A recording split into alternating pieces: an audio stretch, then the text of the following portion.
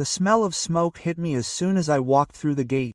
Strange, no one was supposed to be on the property. My mother-in-law, Valentina Petrovna, had only promised to water the tomatoes and cucumbers while my husband and I were away on business. I'd given her the keys a week ago, completely trusting her. 40 years of knowing each other, 17 years of family ties. How could I have imagined a catch? The door to the country house was wide open. The first things I noticed were the overturned chairs in the living room, a broken vase on the floor, and the guns in my grandmother's crystal ashtray. Bottle marks, crumbs, and greasy stains were on the table. The air smelled of tobacco and alcohol. Someone's socks were strewn in the corner. My heart started pounding. I went into the kitchen, where the scene was even worse. Mountains of unwashed dishes. Salad remnants in expensive plates that we saved for special occasions. There was a burnt frying pan on the stove, the refrigerator was open, and the groceries were scattered. I went upstairs. It was the same in the bedroom. The bed was rumpled, the pillows were on the floor, and most importantly, the box with my jewelry was missing from the dresser. The very one that held my mother's emerald earrings and the ring I inherited from my great-grandmother. When I came back downstairs, the grandfather clock was gone from the wall, and the antique candlestick from the fireplace. My hands were shaking as I dialed my mother-in-law's number. Valentina Petrovna, what happened at the dacha? It's a complete mess. Oh, Mashenka, have you arrived already? I thought you were still on a business trip. She sounded confused. Yes, just tidied up a bit, watered the flowers. What flowers?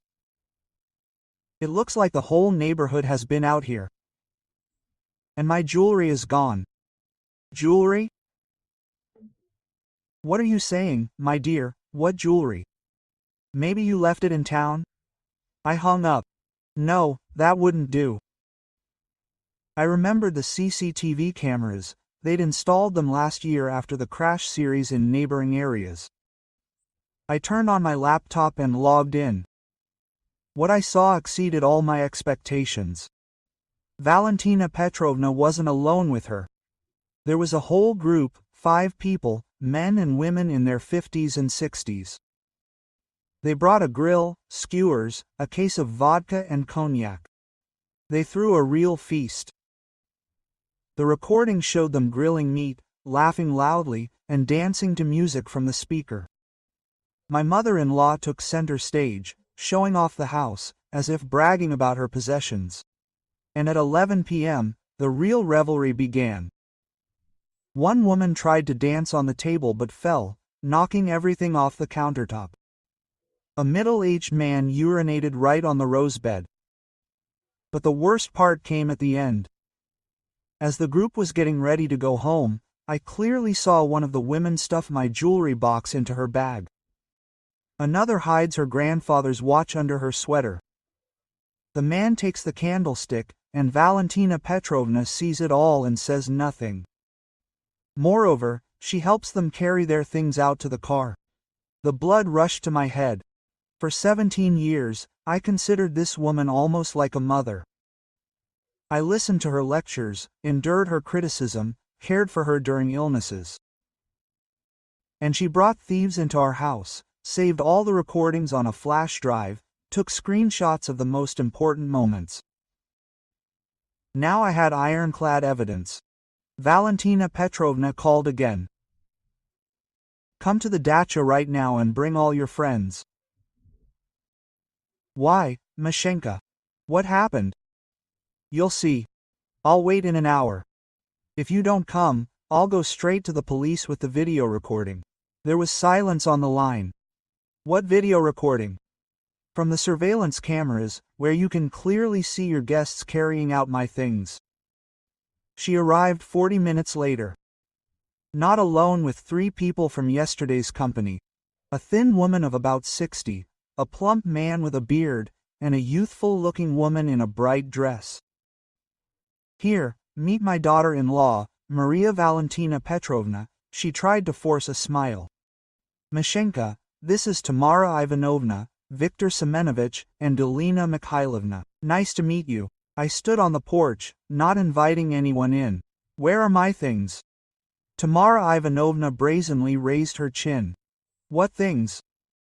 We didn't take anything. I took out my laptop and started recording. All four froze, watching yesterday's celebration unfold on the screen. They became especially tense when it came to the part about taking out the jewelry. So what? Viktor Semenovich tried to maintain his impudence. Maybe this was some kind of setup? It was. I switched to a different angle, showing exactly how Tamara Ivanovna was hiding the jewelry box. Do you want me to call in an expert? Let them establish the authenticity of the recording. Galina Mikhailovna suddenly burst into tears. I told you it wasn't right. Valya, you said these were your shared things.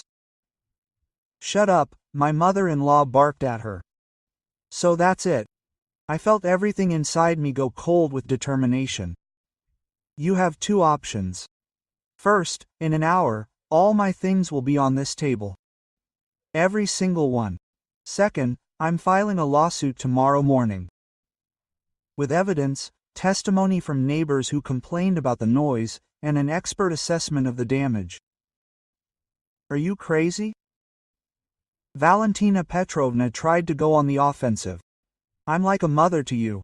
You're nothing to me, I exploded. Mothers don't bring thieves into their homes. Mothers don't steal from their own families. Tamara Ivanovna was the first to cave. Fine, fine. I'll return it.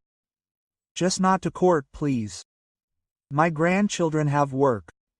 I'll return it, Viktor Semyonovich muttered. The clock is at home. An hour and a half later, all my things were indeed lying on the garden table. A jewelry box, a grandfather clock, a candlestick, even some costume jewelry I'd missed. The thieves stood there, their heads bowed. Now get out, and I never want to see you again, I said to my mother-in-law's friends. They left in silence. Valentina Petrovna stayed. Mashenka, my daughter, she suddenly spoke in a belittling tone. Forgive the silly old woman. You got me into trouble. I wanted to show my friends what a thrifty daughter-in-law I have, what a beautiful dacha. And they decided to celebrate my thriftiness by stealing. No, it's not stealing. They thought these were common things. I told them so, but they drank a little, relaxed. Give it back anyway. They gave me the keys. Give me back the keys to the house and the dacha. I held out my hand. She slowly took the keys off her bag and put them in her palm. And never ask for them back again. This house is closed to you forever. Mashenka, how can this be? And who will water the garden? We'll manage ourselves. She left, sobbing and muttering something about the ingratitude of young people. I was left alone among the mess I had to clean up.